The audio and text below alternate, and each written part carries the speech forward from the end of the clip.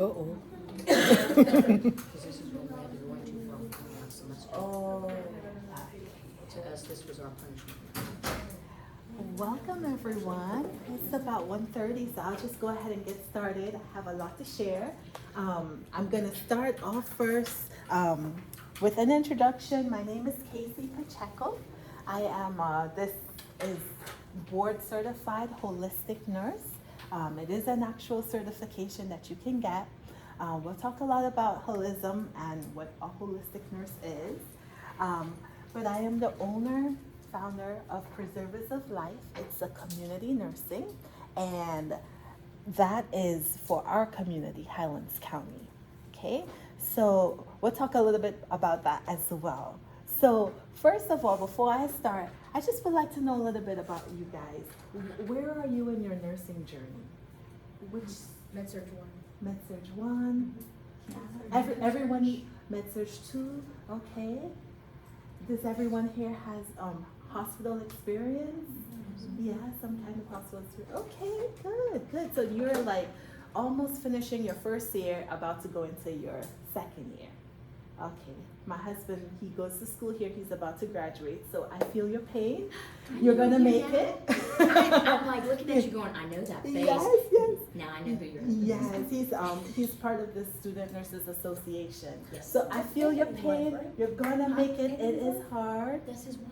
I was like, Oh, hey, this is Anthony's wife. I know, I'm trying to, I was like, wait, she does look familiar. Because I but think I didn't know. have you on Facebook for something Yes. you had me go on to, so I see you pop up a lot. Yes, you will see me throughout the community, and I am very personable. I wouldn't bite. I am more scared of you than, but I'm very personable. So this is a very interactive. I'm just going to be sharing with you today. Okay. So a little bit about me. Yes, I am a wife. I am a mom. I have an 18-month-old baby. I am a community nurse, so I started this about 2 years ago, right at the cusp of the pandemic. I started working with nonprofit organizations. At first, I just started as a volunteer with the Community Action Group in Hope for Highlands, and we'll talk more about that. But then I became an entrepreneur, small business owner, and I got my certification as a holistic nurse.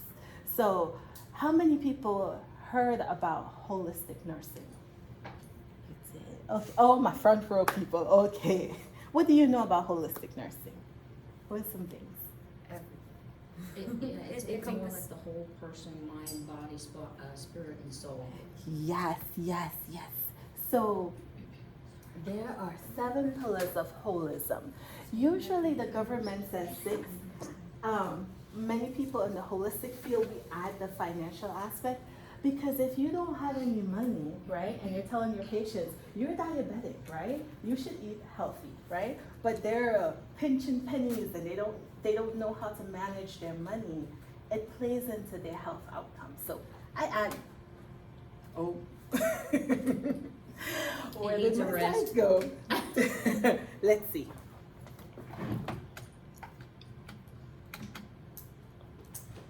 It's the projector, I think. They like to shut off after 2 hours of being. Oh, well, I had a hard time getting this to work because I don't use USBs, and yes, long story. But innovation, we'll talk about that in a little bit. But I wanted to touch on holism, and that actually, I'm sorry, let me just.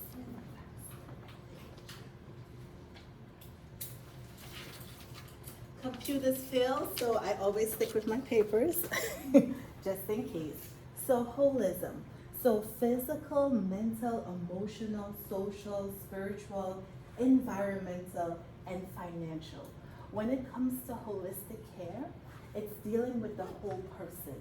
So it's at the very core of nursing. Florence Nightingale, she dealt with fresh sunlight, air, right? When you are in the hospital and you're taking care of your patient, right? If, yes, you're giving them you're hanging antibiotics, you're giving them their treatment, right? But what if they're depressed? What if they have a poor family at home interaction? All of these things play into healthcare. And sometimes when we are taking care of our patients, we don't have enough time to address all of it. But holism is not just the modalities such as aromatherapy or chiropractic care or Reiki, and the list goes on. But also, if you don't walk away from anything, just your approach to your patients. When they see you, they're vulnerable, and a lot of times when you take a look at the whole situation and you even give them resources, it really does impact their lives, okay? It's also mind, body, and soul. So when you are taking care, like as a nurse, you yourself, in practicing holism means that you're taking care of your mind, your body, we'll talk about this, and the soul of the spirit that you are embodying as a caretaker. And we'll go more into this, but I just wanted to give you a brief synopsis of what holism is. I like this quote. It says, in order to take care of me, I have to take care of all of me, okay?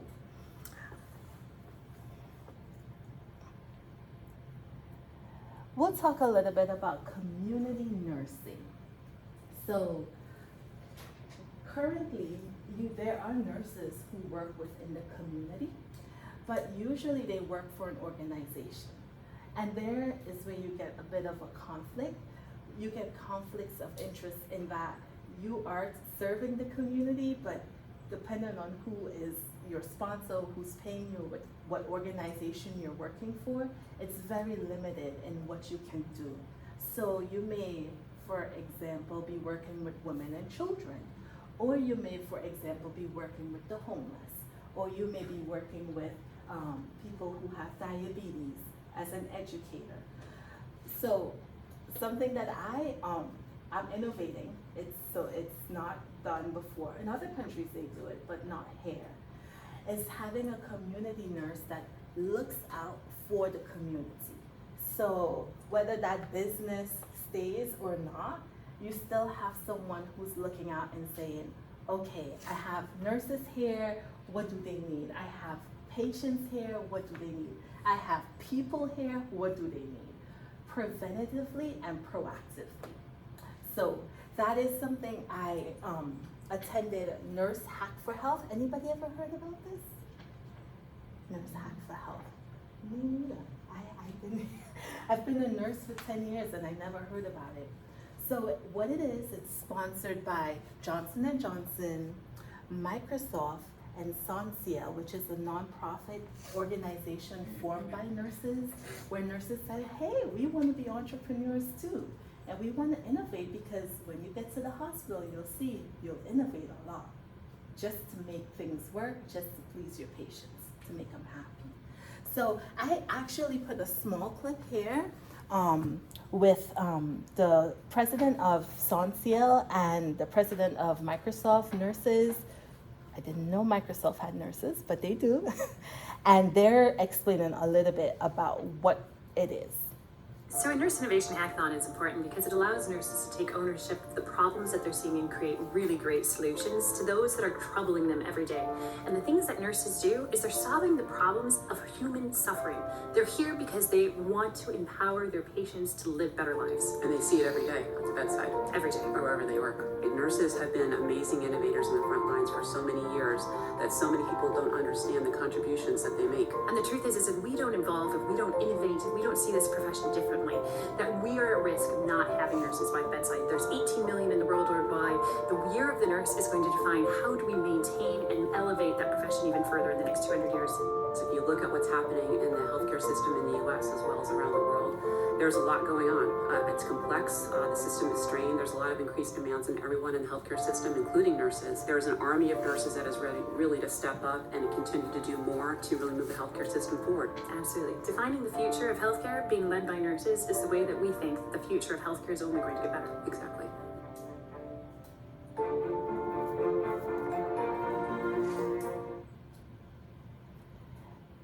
So I just wanted to share that with you, just in case in the future any of you might be interested in doing something different.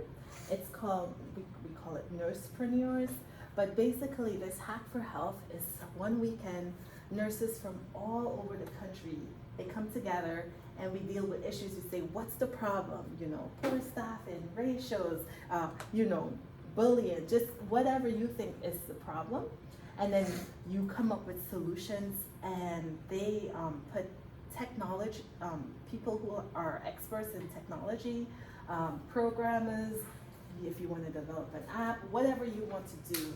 And at the end of it, if you, they will rank you. So you have people from the American Nurses Association, and then you also have people from the government. You know, they want to hear what you have to say. So you have a lot of people want to hear what nurses can come up with as far as solutions.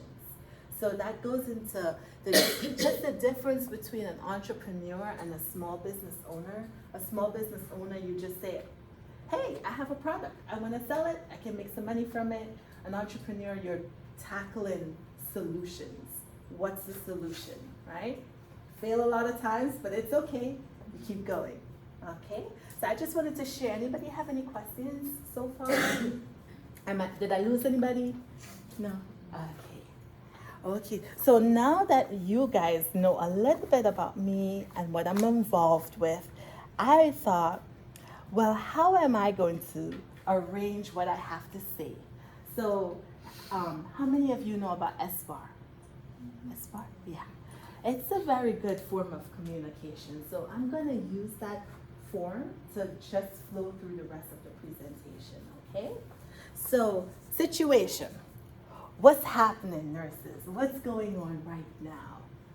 Burnout, fatigue, long hours, financial illiteracy, grief. What else? What are we seeing in our nursing world? What are you seeing as students? Fear. Fear, a lot of fear. Anything else?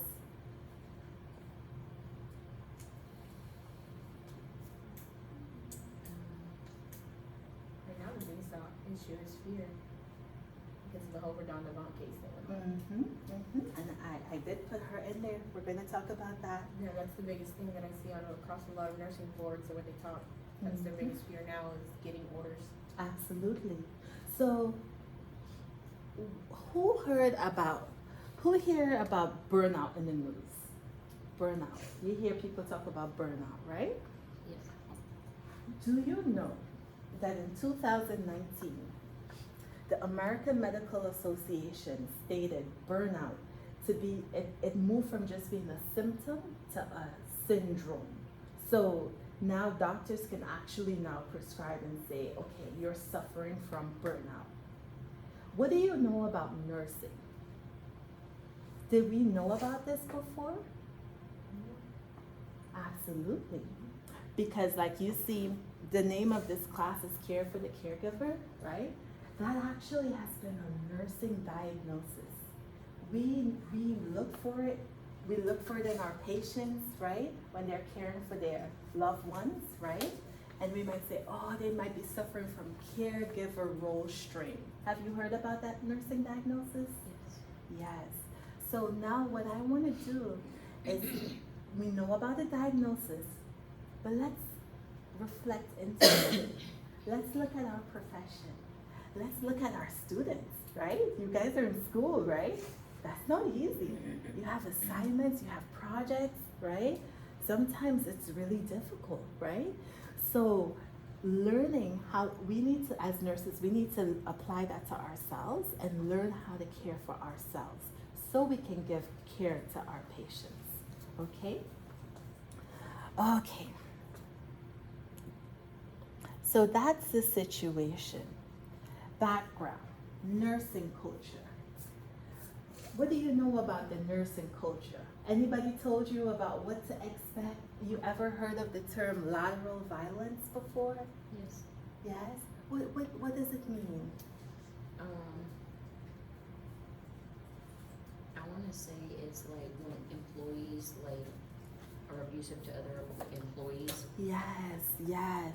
And you know, I really want to touch bases on this because you go to nursing school, you struggle, you get out there on the floor, right? And then your assignment, you go on shift and you realize you have the heaviest assignment. Or somebody didn't tell you that your patient's potassium is critical. The doctor calls you and is using obscene language, right? Or you're precepting and they say, oh, student, right? And you feel like this, right? And you don't know what to say. This is real, guys. This is real. And it's a shock going from nursing school into practice yourself. You need to have the communication skills to know how to stand up for yourself, how to advocate for yourself, and how to advocate for your patients. But as nurses, usually the violence that back in the day, you know, which you still have today, unfortunately, but you may have a very unpleasant physician and you can advocate and you're like, this patient's going down. I need you right now. I need you to put in an order. You can stand up and you can defend your patient. But when it comes to yourself, right, and you picked up 4 or 5 shifts in a row, right, and you're being bullied or intimidated, right, when people are withholding information from you, how do you respond? What do you say? How do you stand up for yourself? These are serious things that people have left our profession, not because the patient load, not because it's strong, but, and we'll go into this a little bit, but it is real when you do not know how to communicate. It's a very unpleasant situation. 12 hours, right? And you feel like you have no help, right? So this has been something that our hospital systems have been working to root out. There's a lot of employee assistance programs. They will give you a lot of education, right? Also, continuing education, the ones that you choose, you can focus on these things as far as gaining confidence in what to say. Something that I had posted, I really like this book called The Daunted Nurse, Dauntless Nurse. It's by nature, you may not be assertive, especially when it comes to yourself, or certain things that people say, it may trigger you back to childhood trauma where they might talk to you in a certain way and you're like, it just puts you in a place, in a space where you just can't cope. So what she does is that she actually goes through, what if people are gossiping about you? How do you speak in a professional way that you can make your point and stand up for yourself without being ugly? So I recommend it. It's on Amazon, it's on Audible. It's a really good book, okay? Another thing is you can always talk to an experienced nurse if you're facing bullying or any of these signs, right? You can always network with experienced nurses.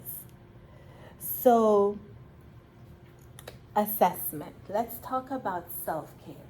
Now, self-care, it doesn't start when you start working as a nurse. It starts in nursing school, right? How many of you have missed a meal because you had to study? How many people can't find time for exercise? How many people do not have time to prepare a nutritious meal because where am I going to find the time? Right? Yeah. So self-care starts right here, right now. What are some things we can do to practice self-care? What are some things you're doing or you think you could do or should do to have good self-care? Mm-hmm. Mine is more like meditation, like I like plants. Yes. So I get out with my plants and do that, and to me that's my piece. Yes. Or cooking, Mm-hmm. that's something for me as well. And plus, I try at least once or twice a year to take a vacation somewhere. I make time for it. Absolutely. To get away. Absolutely. Yes. That's true.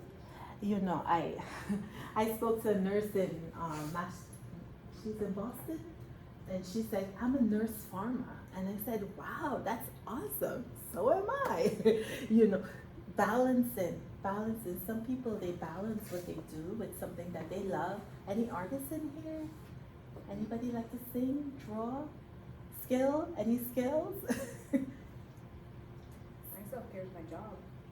What's your job? I'm a pharmacy tech. Okay. How? Explain that to me. I work at Walmart Pharmacy. I've been there 12 years. Uh-huh. So if I ever had a stressful day here at school, when Yeah. I go to work, I forget all about this place. Because I've done that job for so long, I'm on autopilot. And I don't have to think about it. Okay. So that's my self-care. That's my de-stressor. Okay. Yeah. Some people, they things that they're good at, it might not be a skill, but they might just be good at something. Like you're good at it and it makes you feel good. But when you get into the nursing field, right? Are you still gonna have that job? Yeah. Oh, okay. I'm not, I've already talked to them.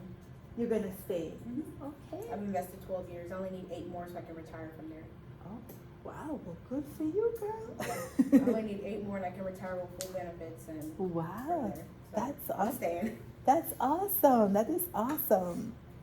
I was also thinking about when it comes to how many people experience the death of a patient. Yeah. How was that experience for you? I work as a tech at the hospital, so I started working right at the mid-pandemic, so I've Mhm. seen multiple deaths. I think the first one that I saw was the one that hit me the most, Mm-hmm. just because I've never experienced anyone close to me like pass. And I remember, I don't know how to describe it. It was like a quick, like I knew that he was gonna pass, but it was still trying to grasp. Okay, he passed. Now what do we do? Mm-hmm. Mm-hmm. Did you do anything after for yourself to? I tried. Yeah, you cried. And you know, I put this picture here because sometimes just stepping away to cry, and I know he's probably like, I don't cry, you know. Sometimes the guys get tough, but I'm telling you, as people get sicker and sicker, you're gonna have to find a way to release. I'm sorry, I don't mean to pick on you. You're gonna have to find different ways to release that emotions, right? Some people cry, some people pray, some people journal. Anybody journal in here? Journal? Only for class. Only for class? How's you mind describing how's your process in journal? I mean, I journal here and there. I can never stay consistent with it, but it does help me relieve some stress, and it helps me reflect on the positive things that are happening in life, because we can get so overwhelmed with the negative so fast. So try to Absolutely. do it on the positive. Absolutely. Journaling is an excellent form of self-care. And you know, whatever you choose to do for self-care, you know, for everyone it looks different. Some people like journaling positive affirmations. Some people journal just if you had a bad day, they look for the positive things that happened during the day. Or some people have a gratitude journal. They write down all the things that they're grateful for. Just a little tip if you're having a rough day, maybe you're in school, you're working a shift, and you notice your emotions start changing. You could just write down 5 things on a small piece of paper of what you're grateful for, right? And make sure it doesn't cost a lot, right? Maybe you might be grateful for your best friend, right? Your little brother, right? Somebody, you have a little patient who gave you a smile and it just lit up your day. Just something very small but practical. Some people take vacations and that's wonderful. When you get out there, you're gonna, unfortunately, our nursing crisis, there is such a demand for you and the money is out there and you're gonna be like, yeah, I was broke, let me start making some money. And they're gonna be giving you all these offers and bonuses, and before you know it, you're working 6-7 days a week. And what's that gonna do over a period of time, right? So you wanna make sure that self-care sometimes might just be saying no.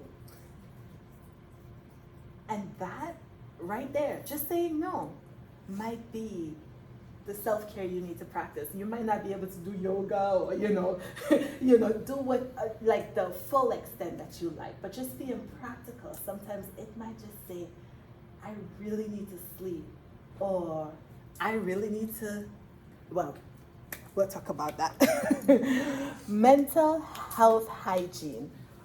What are some things you can do right now to protect your mental health as a student nurse? when I say mental, so when we talk about mental, right, sometimes it gets cluttered with emotions. So this is what I say. Mental are the thoughts that you think. Emotions are the feelings that you have. So how could you protect your thoughts? My thing is if you're around something that's negative long enough, it's going to portray that negativity on you. So I try to remove myself away from the negativity. Absolutely, absolutely. Negative, removing yourself from negative situations, toxic environments. Sometimes the toxic environment could be at home. Sometimes the toxic environment could be at work. Sometimes the toxic environment could be in our heads, where you have this constant barrage. I remember I had a nurse instructor that said, Casey, you know what is keeping you from being an excellent nurse? Yourself. I felt, even when I was soaring, I felt as though I was failing, right? So sometimes the conversation within your mind, your thoughts, it can actually be a toxic environment for you. So something that I usually ask is just to raise your awareness or your consciousness. It's just a quick question to yourself. Are my thoughts serving me or not? Is this thought that I have helping me be a better person and feel good about life, or is it not? And if it's not, then it has to go. Okay, so that's just a little tip I share. Okay. I put this picture there. Don't want to get too controversial, but it is a hotbed topic right now. With this nurse, I don't want to butcher her name, but she was criminally prosecuted, and the nursing community all through the United States, actually throughout the world. Sometimes I feel as though in Australia those nurses are fighting for us more because they get real passionate. But there was an uproar about this case. And does everybody know what happened here? Yes. Why were people upset? Because she was actually prosecuted a year after the incident, after she was forward with her job about it and everything. And then when the company came in to look at their records and stuff, they were told, we're gonna pull your funding because you didn't do anything about this situation. So then that's what entailed it to be opened up. Yes. So people thought that she, even though she was honest about everything and stuff like that a year later she shouldn't have gotten prosecuted for it because she was open and honest about everything. Yes. And her job not getting funded shouldn't have been a whiplash back onto her. Yes. For nurses, nursing is a very tough job, not just because of the long hours and not just because of the mental. We do a lot of mental thinking, a lot of mental processing. But on top of that, we deal with things that you can actually kill a person. You have a life in your hand. So the reason why I put this here is if you don't recognize the signs and symptoms of burnout, if you don't deal with trauma, right? Just imagine, if you don't know how to deal with everyday trauma, just imagine being in her situation. My fear for her was actually that I just didn't want her to harm herself. Because the burden, the emotional and mental strain of taking someone's life is enough to do that. You don't need the media, you don't need other people judging you, right? So as a nurse, I have care for the caregiver, and it's not about you caring only for your patients and their caregivers, but you're their caregiver as well. So you need to know how to care for yourself. You need to know how to heal from your own trauma. You need to know how to cope with burnout, okay? So this is why I did this. And I have a few tips and tricks in my recommendations, right? So healing yourself. Where do we start? Well, this dance, you might be laughing right now, but when you get on the floor, oh, it is real. You got a patient calling out for morphine, you got the physician on the phone, and you have surgery center saying that patient should have been here 15 minutes, you're already behind. Then you have the ED calling you and they say, we sending that patient up on the elevator. You're like, oh, that's my patient? Oh, I didn't know that, right? You hadn't eaten and you really gotta go, right? Same time the lab calls you and you have a staff lab, right? And if you work at Highlands Regional, you see the red sign, everybody say, is that your patient going down, right? And you gotta use the bathroom. Don't look so funny anymore. And this, I'm telling you, this is a real thing. This is a real thing that happens. So taking time to take care of yourself. See, when you, depending on where you work, if you work in the emergency or the ICU, like when you're dealing with your patients, it's an emergency for them. They're coming to the hospital. Everything is an emergency. Everything. Every beep, every sound, every doctor that walks in, sometimes the cleaner lady, everything is an emergency. And so taking some time to just use the bathroom, taking some time to eat, it seems so simple, but that's where I have to start for our talk. Now, when you eat nourishing meals, right? Notice I didn't just say nutritious, but I said nourishing, because usually when people see nutritious, they think, oh, carrot sticks and broccoli, right? But nourishing, your food should fuel your body so you can last 12 hours. When you get on the, say, oh, pizza, you want pizza? Chinese, who's for Chinese, right? But when you are on the floor, you have 12 hours. Your body, your brain is working. You need to plan your meals so that it can last and you can have energy for 12 hours.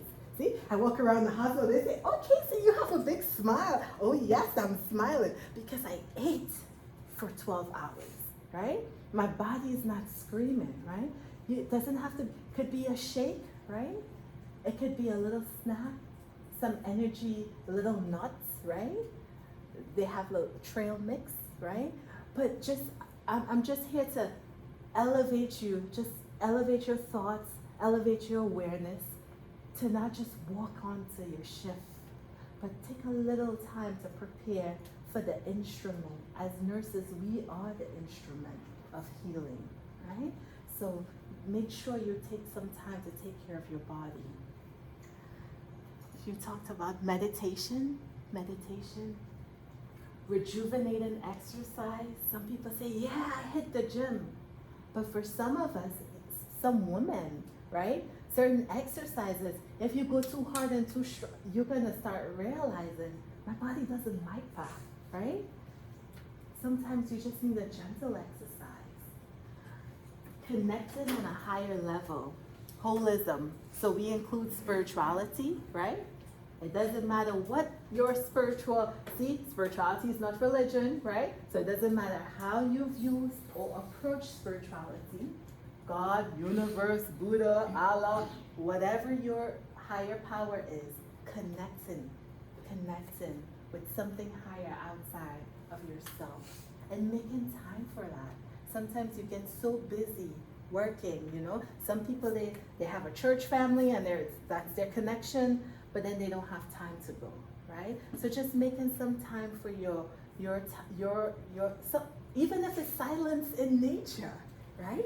Remembering and making some time for that, okay? And never stop learning, right? And I know it might sound cliche to never stop learning, but there's a lot to learn. I give you a little tip. This is a little tip. I give you a lot of tips, but this one is a big tip. So as a nurse, you're gonna be working and they say, oh, you're gonna get bonus, right? And then you say, oh, I'm gonna get bonus. So I work the 16 hours, right? And then you say, oh, I work so much overtime, and you say, oh, I'm gonna get a nice check, right? And then you get your check and you're like, why the government went away with my money? Like, where did my money go? Seriously, right? And then you didn't realize you're in a different tax bracket, or if you're like me and have no idea about taxes and IRS and financial health, right? You don't know the difference between a tax credit and a tax deduction. So you let thousands of dollars go away because you didn't know, right? I'm telling y'all, I'm talking the truth. Educate yourself. Educate yourself as to finances, not just saving money, but investing money, right? This is very important. You can make a lot of money and then have nothing to show at the end of the day because you didn't put it in the right place.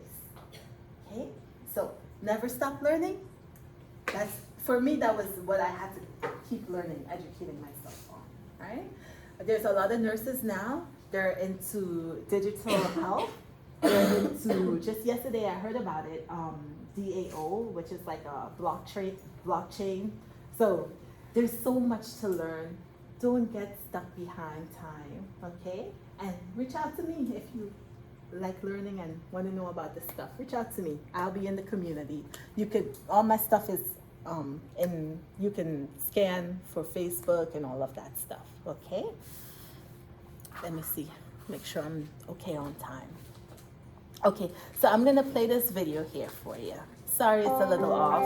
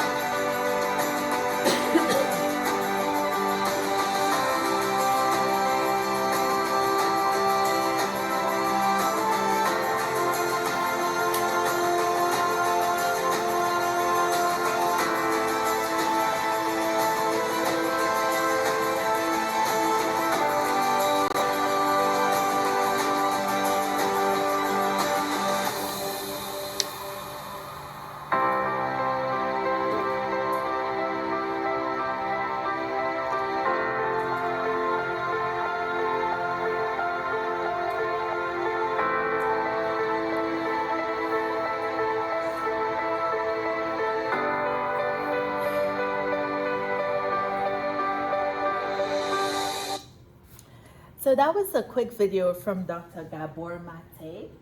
I highly recommend Dr. Gabor Mate. His speeches, I was gonna add it, but it was gonna take up too much of my time. He talks about trauma, and his definition of trauma is not just what happened to you, but what happened within you as a result of what was happening around you. And you're gonna see this a lot, that people are traumatized, and then you might say, well, nothing really happened, why are you traumatized? But within them, a lot happened. So he talks a lot about healing yourself and diffusing your internal triggers You know, when somebody makes you mad, like, what is that thing that they did, the triggers in you, and exploring that. So I highly recommend him if you're on a path to heal yourself within. Healing with others and within our community. Champions for Children, they have an initiative called Hope for Highlands. Anybody heard about Hope for Highlands? Yeah? Or seen this little starfish? Okay, I get to tell you all about it.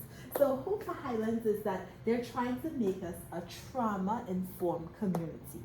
Meaning when people come into you, whether you're in the emergency room, med-surg, ICU, you are aware of trauma. And this is based on the ACE score. Anybody ever heard about the ACE score? Don't worry, I didn't hear about it either. So they have a course, Champions for Children. They offer it free. Usually it's Tuesday, the first Tuesday evenings. You can check on your website. Between 5 to 7, and they show a video called Resiliency. Wow, I didn't even know I had that much trauma. But it deals with healthcare professionals before we could identify trauma in other people, acknowledging the trauma within ourselves. So with an ACE score, it's an acronym for Adverse Childhood Experiences. So it goes through and it asks you a series of questions such as when you know, what was the state of your mom when you were growing up, when she was pregnant? Did she have depression?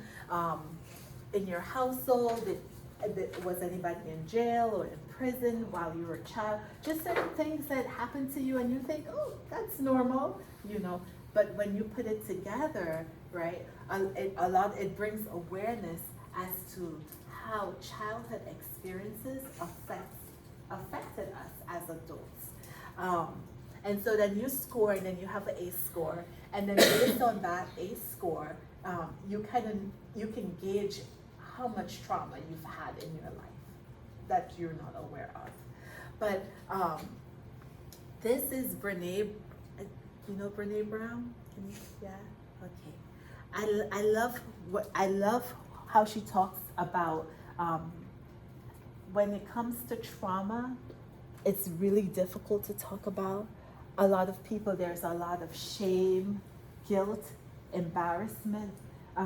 Some people, and the reason why I'm sharing this with you is some people, as a nurse, you go through school, you know your stuff, and you get out there and you see people reflecting certain parts of yourself, and it's hard to deal with, because sometimes it might be things that you never dealt with personally and you don't know you've been through.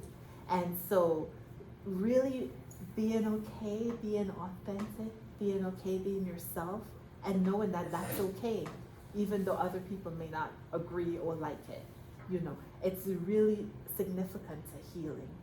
So I just have this brief clip from her.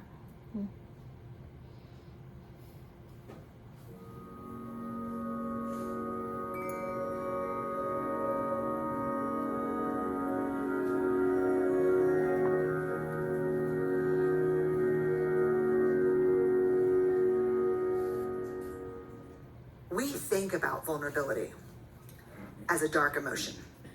You know, there are a lot of people who talk about positive emotions, negative emotions, dark emotions, light emotions. We think of vulnerability as a dark emotion. We think of it as the core of fear and shame and grief and disappointment, uncertainty, things that we do not want to feel, right? Things that I don't want to be vulnerable because that means I'm afraid. That means I'm uncertain. That means I'm at risk. I'm exposed. I'm in grief. So what we do is we armor up and we say, I do not want to slip into these dark emotions. I will not let myself be vulnerable. But here's what I learned from the research, and certainly put into motion in my own life, that was the most life-changing, is that vulnerability is the center of difficult emotion. But it's also the birthplace of every positive emotion that we need in our lives. Love, belonging, joy, empathy. How many of you would agree that we're in a serious empathy deficit in our culture today? Totally, right? No vulnerability, no empathy. In a culture where people are afraid to be vulnerable, you can't have empathy. Your empathy is not a default response. If you share something with me that's difficult, in order for me to be truly empathic, I have to step into what you're feeling. And that's vulnerable. So there can be no empathy without vulnerability. Why do you think, in that example that I used a while ago, daughter comes home and says, tears, no one sat with me at lunch today. They made fun of what I was wearing. So-and-so won't talk to me. They poured my books out of my locker. And the response back is, I told you, I bought you all those cute jeans. Why aren't you wearing those jeans? And pull your hair back.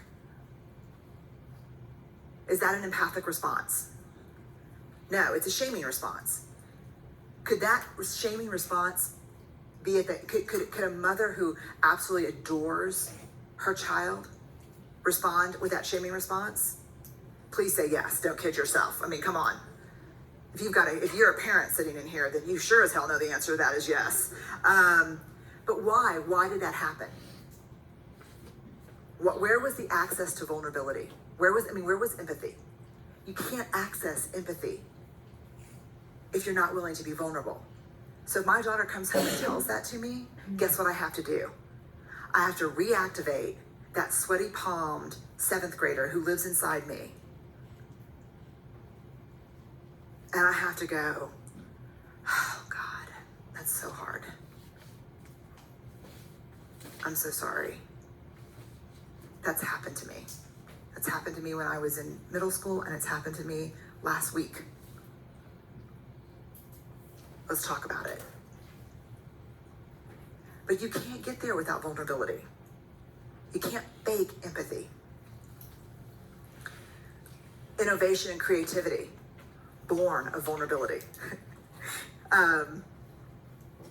This is my favorite part. I talked about this, I did another TED Talk this year in Long Beach, and I told the story that during 2011, even this year, after the big TEDx Houston talk went viral, the big calls came from Fortune 500 companies. Oh my God, we loved your TED Talk. It was great. Please come talk to all of our senior leaders. And it's like, okay, what do you want to talk about? Like, we don't care. Just come and talk to us. Just, if you could ixnay the shame and vulnerability talk. Every single conversation, barring maybe 10%.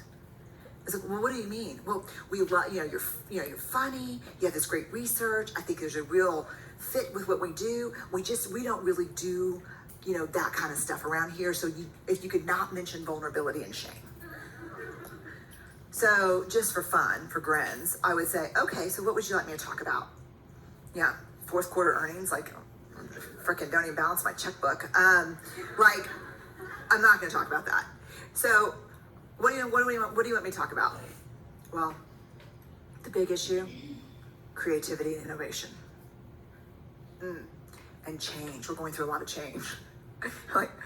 Okay, so vulnerability is the birthplace of creativity, innovation, and change. And the reason that crisis is happening is because you're not talking about vulnerability. Imagine creativity and innovation without vulnerability. I'm asking you for a work product that has never been made before, that's completely innovative. I need you to be creative, and then I need you to present it to a group of people who are half of them are going to think it's stupid and not understand it. No vulnerability there.